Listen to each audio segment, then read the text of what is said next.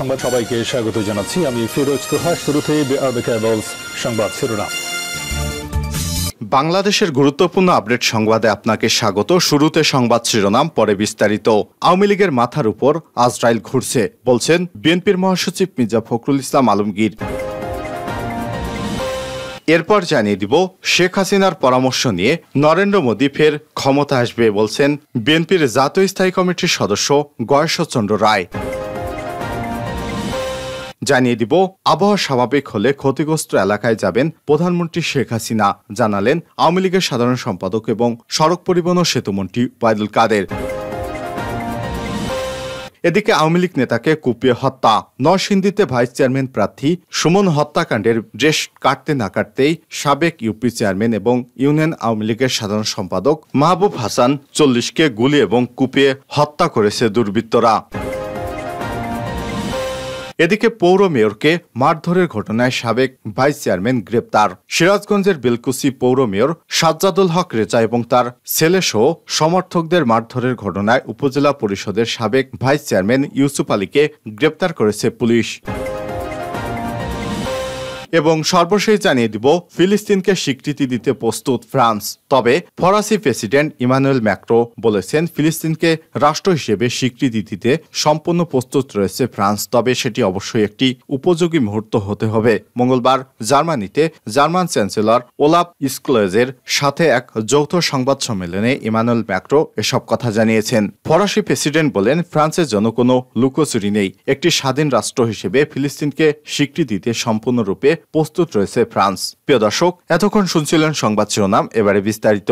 তবে তার আগে বন্ধুরা, আপনি কোন স্থান থেকে আমাদের সংবাদটি দেখছেন কমেন্ট করে জানিয়ে দিন এই সংবাদ সম্পর্কে আপনার মূল্যবান মতামত। প্রিয় দর্শক, আপনি যদি আমাদের চ্যানেলে নতুন হয়ে থাকেন, ভিডিওটি দেখতে দেখতে চ্যানেলটি সাবস্ক্রাইব করে রাখুন, যাতে করে আমাদের লেটেস্ট আপডেট সংবাদগুলো সবার আগে আপনার কাছে পৌঁছে যায়। এবারে বিস্তারিত। শেখ হাসিনার পরামর্শ নিয়ে মোদী ফের ক্ষমতায় আসবে, বললেন গয়েশ্বরচন্দ্র রায়। প্রধানমন্ত্রী শেখ হাসিনার কাছে পরামর্শ নিয়ে নরেন্দ্র মোদী আবারও ক্ষমতায় আসতে পারবে বলে মন্তব্য করেছেন বিএনপির স্থায়ী কমিটির সদস্য গয়েশ্বরচন্দ্র রায়। বিএনপির চেয়ারপারসন খালেদা জিয়া ও ইশরাক হোসেন সহ অন্য নেতাকর্মীর মুক্তির দাবিতে আজ 29শে মে জাতীয় প্রেস ক্লাবের সামনে শ্রমিক দলের সমাবেশে তিনি এ মন্তব্য করেন। ভারতের নির্বাচনে বাংলাদেশ বড় উদাহরণ উল্লেখ করে গয়েশ্বর বলেন, দিল্লি থেকে এক সাংবাদিক জানিয়েছেন ভারতে ক্ষমতাসীনদের নির্বাচনে ভোটারদের আকর্ষণ কম। শেখ হাসিনার কাছে পরামর্শ নিয়ে মোদী আবারও ক্ষমতায় আসতে পারবেন। পুলিশের সাবেক মহাব্যবস্থাপক আইজিপি বেনজির আহমেদ ও সেনাবাহিনীর সাবেক প্রধান জেনারেল আজিজ প্রসঙ্গে তিনি বলেন, আজিজ ও বেনজির এমন করে সম্পদের পাহাড় তো আর এমনই তৈরি করতে পারেনি, তাদের পাপী বানাইল কে? শেখ হাসিনা, কারণ ক্ষমতায় থাকার জন্য। গয়েশ্বরের প্রশ্ন, পুলিশ, সেনাবাহিনী ও বিচার বিভাগ নিয়ে খেলাধুলা হচ্ছে, এগুলো কি প্রমাণ করে? দেশের রিজার্ভ চুরি হলে তা উদ্ধারের ইচ্ছে সরকারের নেই, খালি টালবাহানা আর একে অপরের দোষ দেয় যোগ করে বিএনপির এই নেতা। বিএনপি চেয়ারপারসনের উপদেষ্টা কাউন্সিলের সদস্য ও ঢাকা মহানগর দক্ষিণের আহ্বায়ক বীর মুক্তিযোদ্ধা আব্দুল সালাম বলেন, কোনো রাজনৈতিক দল বলে না নির্বাচন ভালো হয়েছে, সবাই বলছে এটা কোনো নির্বাচনই হয়নি। শেখ হাসিনার উদ্দেশ্যে এই বিএনপি নেতা বলেন, যদি সত্যি জনগণকে ভালোবেসে থাকেন তাহলে খালেদা জিয়ার সঙ্গে আলোচনা করে সংসদে আবারও তত্ত্বাবধায়ক সরকার বিল পাশ করে নির্বাচন দেন। আপনার অপরাধের দায় অন্য কেউ ভোগ করবে, সেটা আমরা চাই না। আবহাওয়া স্বাভাবিক হলে ক্ষতিগ্রস্ত এলাকায় যাবেন প্রধানমন্ত্রী, বললেন ওবায়দুল কাদের। আওয়ামী লীগের সাধারণ সম্পাদক ওবায়দুল কাদের বলেছেন, আবহাওয়া পরিস্থিতি স্বাভাবিক হলে ক্ষতিগ্রস্ত এলাকায় পরিদর্শনে যাবেন প্রধানমন্ত্রী শেখ হাসিনা। আজ 29শে মে রাজধানী ধানমন্ডিতে আওয়ামী লীগ সভাপতি রাজনৈতিক কার্যালয়ের সমসাময়িক বিষয় নিয়ে আয়োজিত সংবাদ সম্মেলনে তিনি এসব কথা বলেন। ওবায়দুল কাদের বলেন, ঘূর্ণিঝড় রেমালের আঘাতে এ পর্যন্ত 6 জনের নিশ্চিত মৃত্যুর কথা জানা গিয়েছে।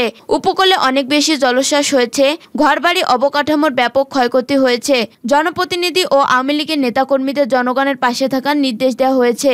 এছাড়াও সরকারিভাবে শুকনা খাবার, পানির ব্যবস্থা করা হয়েছে। ক্ষয়ক্ষতির পরিমাণ নিরূপণে কাজ করা হচ্ছে। কাদের বলেন, প্রধানমন্ত্রী সারা রাত জেগে ঘূর্ণিঝড় রেমালের পরিস্থিতি মনিটরিং করেছেন আর আবহাওয়া পরিস্থিতি স্বাভাবিক হলে ক্ষতিগ্রস্ত এলাকায় পরিদর্শনে যাবেন। প্রধানমন্ত্রীর সঙ্গে ক্ষতিগ্রস্ত এলাকা পরিদর্শনের দলের নেতাকর্মী নেতাকর্মীরাও যাবেন। এরই মধ্যে শুকনো খাবার, নগদ অর্থ সহায়তা দেওয়ার জন্য নির্দেশনা দেওয়া হয়েছে। অনেক এলাকা ডুবে গেছে, পটুয়াখালী সহ বেশ কিছু এলাকায় জলোচ্ছ্বাস হয়েছে। দুর্যোগপূর্ণ পরিস্থিতি স্বাভাবিক না হওয়া পর্যন্ত আওয়ামী লীগের সকল নেতাকর্মীকে স্থানীয় জনগণের পাশে থাকার কথা বলেছেন তিনি। গত 15 বছরে শেখ হাসিনার পদক্ষেপের কারণে বাংলাদেশ আর দুর্যোগ মোকাবেলায় সক্ষমতা অর্জন করেছে। দুর্যোগ ব্যবস্থাপনায় বাংলাদেশ ভালো ভূমিকা রেখেছে। এ সময় বিএনপি সমালোচনা করে ওবায়দুল কাদের বলেন, বাংলাদেশের যে বাস্তবতা, ঝড়, জলোচ্ছ্বাস, বন্যা এসব দুর্যোগ মোকাবেলা আওয়ামী লীগ ভূমিকা রাখলেও তারা রাখে না। তারা বিরোধী দল হিসেবে তাদের রাজনৈতিক দায়িত্ব কখনো পালন করেননি। দলটির নেতারা সাহায্যের নামে ফটো সেশন করেন। রোহিঙ্গারা স্রোতের মতো বাংলাদেশে এসেছে, শেখ হাসিনা মানবিক সাহায্য করেছে। তিনি উদারভাবে সীমান্তে উন্মুক্ত করে দিয়েছিলেন। আমরা দিনের পর দিন, মাসের পর মাস রোহিঙ্গাদের পাশে ছিলাম। কিন্তু বিএনপি নেতাকর্মীরা একদিন, বড় জোর 2 দিন তারা ফটো সেশনের জন্য গিয়ে চলে এসেছেন। তিনি বলেন, বিএনপি সাধারণ মানুষের প্রয়োজনে তাদের পাশে থাকে না। মানবিক বিষয়গুলো তারা মানবিকভাবে দেখছে বলে আমার মনে হয় না। এ সময় অন্যান্যদের মধ্যে উপস্থিত ছিলেন আওয়ামী লীগের যুগ্ম সাধারণ সম্পাদক আফম বাহাউদ্দিন নাসিম, সাংগঠনিক সম্পাদক মির্জা আজম সহ আরো অনেকে। আওয়ামী লীগ নেতাকে কুপিয়ে হত্যা। নরসিংদীতে ভাইস চেয়ারম্যান প্রার্থী সুমন হত্যাকাণ্ডের রেশ কাটাতে না কাটাতে সাবেক ইউপি চেয়ারম্যান ও ইউপি আওয়ামী লীগের সাধারণ সম্পাদক মাহবুবুল হাসানকে 40 গুলিও কুপিয়ে হত্যা করেছে দুর্বৃত্তরা। মঙ্গলবার 28 মে দিবাগত রাত 12টার দিকে নরসিংদী সদর উপজেলার ভগীরথপুর এলাকা বাবা টেক্সটাইলের সামনে এ ঘটনা ঘটে। এ ঘটনায় গুলিবিদ্ধ অবস্থায় 2 জনকে ঢাকায় পাঠানো হয়েছে। নিহত মাহবুবুল হাসান নরসিংদী সদর উপজেলার মাধবদী থানাধীন ভগীরথপুর গ্রামের মৃত ইমাম উদ্দিনের ছেলে। তিনি মেহেরপাড়া ইউনিয়ন পরিষদের সাবেক চেয়ারম্যান ও ইউনিয়ন আওয়ামী লীগের সাধারণ সম্পাদক। আহতরা হলেন ভগীরথপুর গ্রামের আব্দুল মালিকের ছেলে শাহিদ হাসান পাপ্পু 38 ও ফরহাদ। তাদেরকে গুলিবিদ্ধ অবস্থায় ঢাকায় পাঠানো হয়েছে।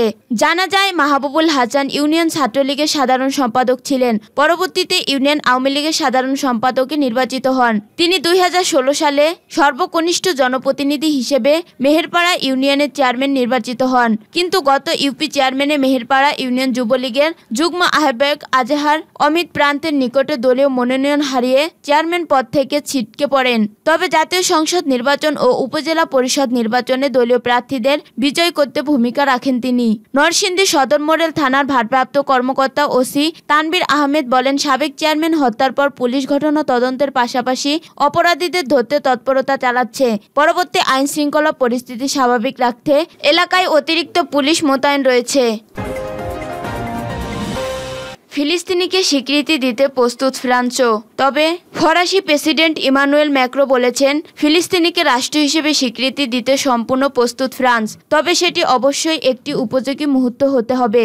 মঙ্গলবার জার্মানিতে জার্মান চ্যান্সেলর অলাফ স্কোলজের সাথে এক যৌথ সংবাদ সম্মেলনে ইমানুয়েল ম্যাক্রন একথা বলেন। ফরাসি প্রেসিডেন্ট বলেন, ফ্রান্সের জন্য কোনো লুকোচুরি নেই। আমি একটি স্বাধীন রাষ্ট্র হিসেবে ফিলিস্তিনিকে স্বীকৃতি দিতে সম্পূর্ণভাবে প্রস্তুত। আমি মনে করি এই স্বীকৃতি একটি কার্যকর মুহূর্তে হতে হবে। ফিলিস্তিনিকে স্বীকৃতি যাতে একটি কার্যকর ফলাফল বয়ে আনে, তার জন্য রাজনৈতিক প্রক্রিয়া প্রয়োজনীয়তার উপর জোর দেয় তিনি বলেন, আমি শুধুমাত্র আবেগতাড়িত হয়ে স্বীকৃতি দেব না। ইমানুয়েল ম্যাক্রন বলেন, বিশ্বের বিভিন্ন প্রান্তে সংঘাতে আক্রান্ত বেসামরিক নাগরিকদের মধ্যে কোনো পার্থক্য নেই। তিনি রাফা পরিস্থিতিকে ভয়াবহ হিসেবে বর্ণনা করে বলেন, রাফা হতে ইসরায়েলের অপারেশন অবশ্যই বন্ধ করতে হবে। ম্যাক্রন বলেন, ইসরায়েলের আত্মরক্ষার অধিকার রয়েছে, তবে অবশ্যই তাদের উচিত আন্তর্জাতিক এবং মানবিক আইনকে সম্মান করা।